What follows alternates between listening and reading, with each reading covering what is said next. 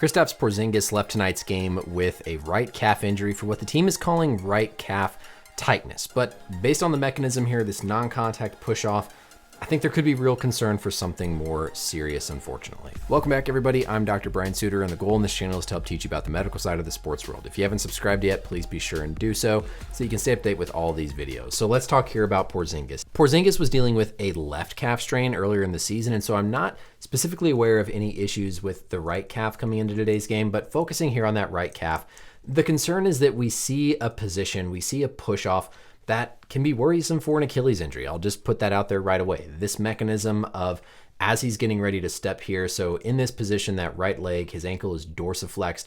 There's going to be this eccentric stretching load on the calf, on the Achilles tendon.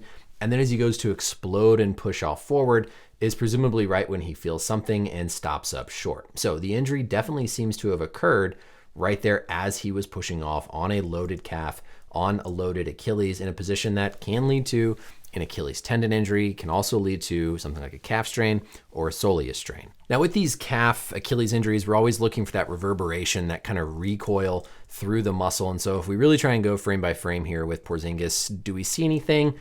Really tough to say. So in this position, right, as he goes to load, he's loading that Achilles eccentrically. It's being stretched.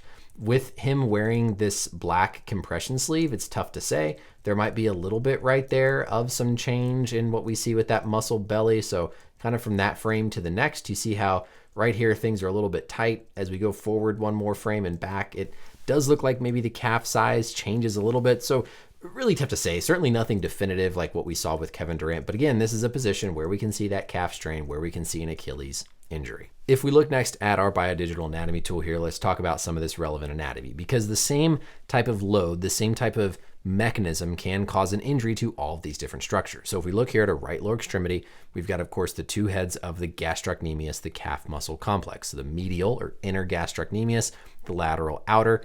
Deep behind those, we're going to have the soleus. So that's, of course, the muscle that they're worried about for Giannis having been injured here. And then on top of that, we're going to have the Achilles tendon. So the same load, it doesn't matter as you're getting into that position where you're dorsiflexed, right? The ankle's coming up. That's going to swing the calcaneus this way, puts that tension on the Achilles, tension on the calf, and then as you go to contract and fire and explode off, that sudden contraction with an eccentrically loaded muscle is often when we see these types of injuries occur.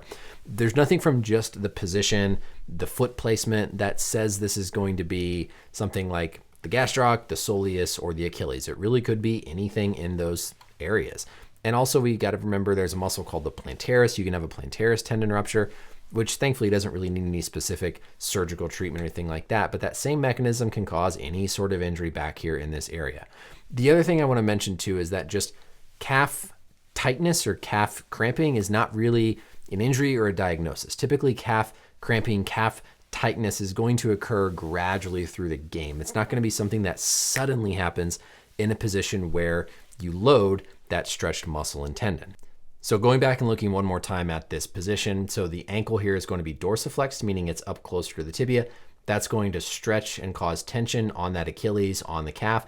And then as he tries to push off and explode, you get this sudden concentric activation on that muscle, leading to increased stress, increased load on any of those structures through that gastroc, through that Achilles junction.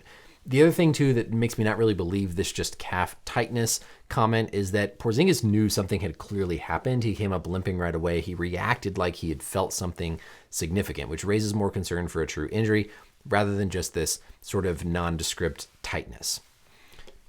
Now, I will say the medical staff probably has a pretty good idea right away if number one, his Achilles tendon is ruptured or not. There's a very simple physical exam test where you squeeze on the backside of the calf. And if you see the ankle move up and down, that suggests that the Achilles tendon is okay. If the ankle doesn't move, probably a rupture. So that's a very reliable physical exam test that the team has already done and already has a good sense of whether or not that tendon is ruptured. But remember, even if the tendon is not ruptured, you can have a pretty significant calf strain that can cause a prolonged absence and be a difficult injury just in and of itself. So mechanism, yes, mechanism fits with a possible Achilles tendon injury.